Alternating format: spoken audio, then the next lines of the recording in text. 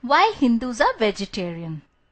One of the defining features of India that sets it apart from all other nations of the world is that for thousands of years, a large majority of its people have been vegetarian. Thousands of years before PETA came into vogue, the Hindu people embraced vegetarianism and became earnest supporters for the ethical and compassionate treatment of animals. But why was this so? In this video, we will go through two extraordinary spiritual reasons why the Hindu system of yoga lays so much emphasis on having a pure vegetarian diet. The first reason I am going to describe is deeply profound but a little heavy on detail, so please bear with me. So why does Hinduism champion vegetarianism? Reason number one. The Hindu religion, as we know, has its firm roots in Vedanta philosophy. The singular aim of Vedanta philosophy is to place before a person a practical path following which they can come to realize their true self, whereby they can actually experience for themselves that they are not a perishable body, but that they are the Atma or soul, pure, infinite, eternal, that has never been born and which will never die. What's more, since the soul itself is an indivisible part of the infinite ocean of consciousness called God, therefore, realizing the soul is actually the same as realizing God himself.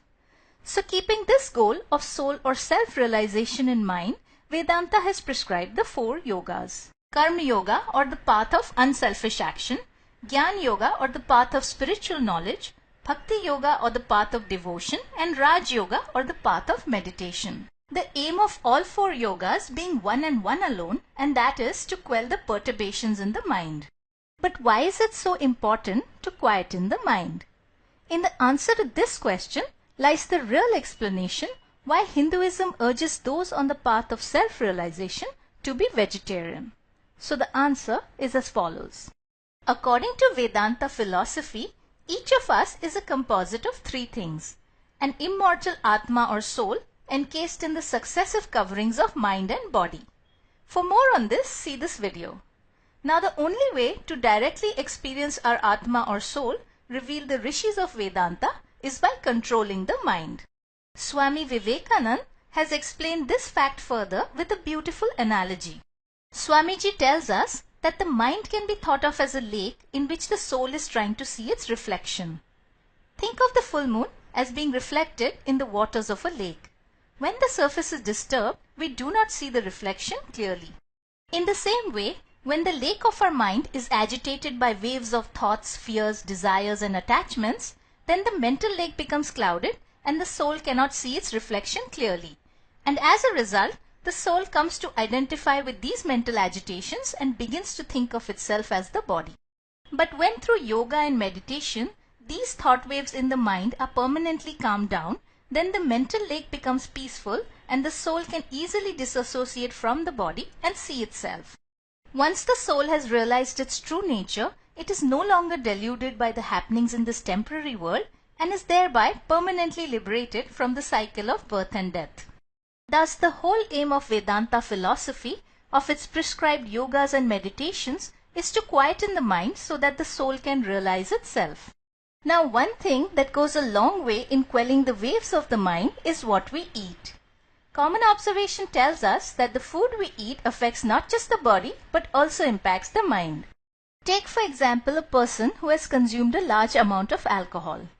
Such a person's thoughts are greatly incoherent and their mind is no longer under their control.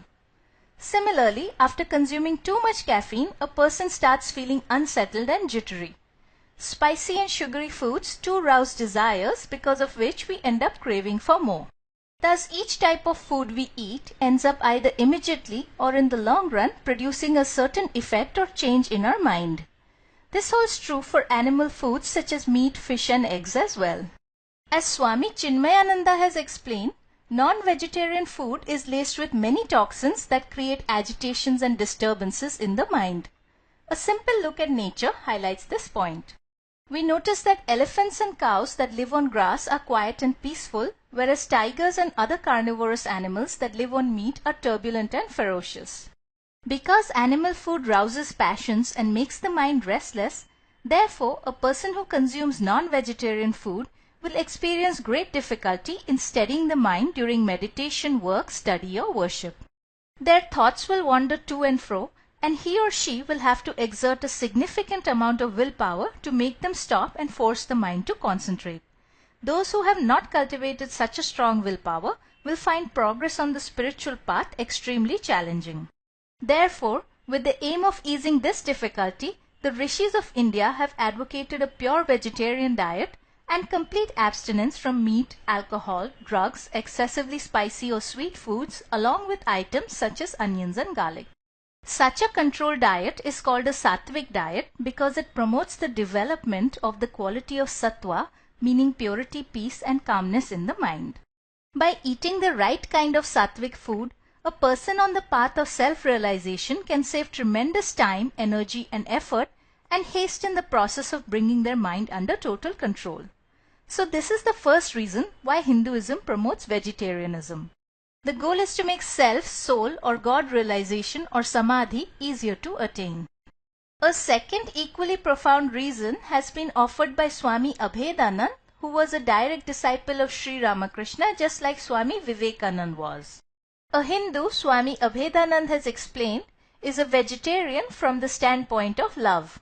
Love means an expression of oneness. When we look upon another living being as an extension of our very own self, that is the only time when we truly love. Only then do we fully identify with their sufferings and therefore confer upon them the same or even greater rights, freedoms and privileges than we enjoy for ourselves. So Hindus love animals because they look upon them as an extension of their very own self. But how can this be? How can a cow or a deer be an extension of a human being? Let us see this next.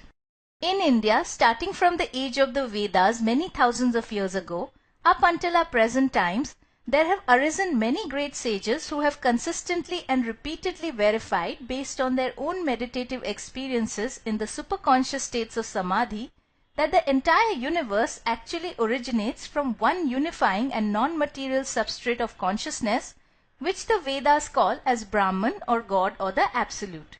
As Swami Vivekanand has explained, in this ocean of consciousness, each of our individual Atma or soul can be thought of as a wave. Behind every human, animal, plant, even atoms of matter is a wave, a little bit of conscious intelligence or soul working.